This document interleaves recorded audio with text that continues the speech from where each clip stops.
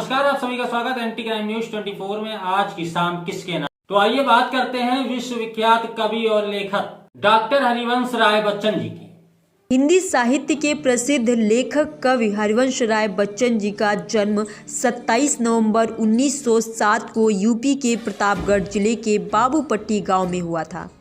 उनकी सर्वश्रेष्ठ रचनाओं में शुमार मधुशाला ने हरिवंश राय बच्चन को हिंदी साहित्य में अमर कर दिया।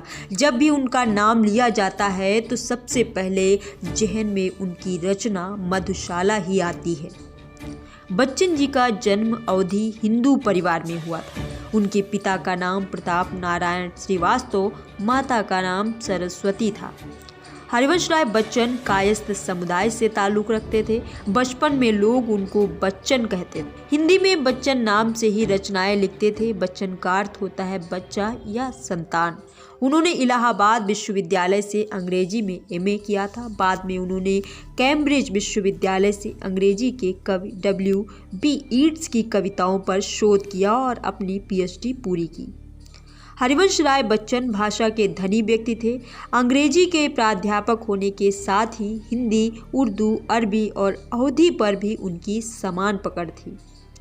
उन्होंने कई वर्षों तक इलाहाबाद विश्वविद्यालय में अंग्रेजी का अध्यापन किया।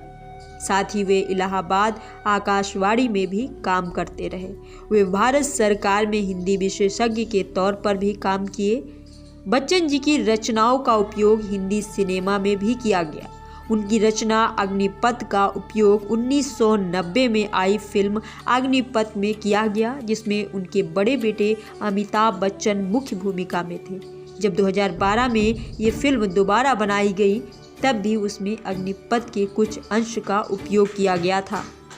बच्चन जी की कविता संग्रह दो चट्टानें 1965 में प्रकाशित हुई, जिसके लिए 1968 में हिंदी कविता के साहित्य अकादमी पुरस्कार से उनको नवाजा गया।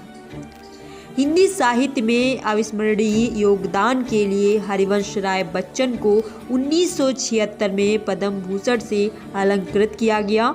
हरिवंश राय बच्चन का विवाह 1926 में श्यामा बच्चन से हुआ था, लेकिन उनका निधन 1936 में हो गया। फिर बच्चन जी ने 1941 में तेजी बच्चन से विवाह किया।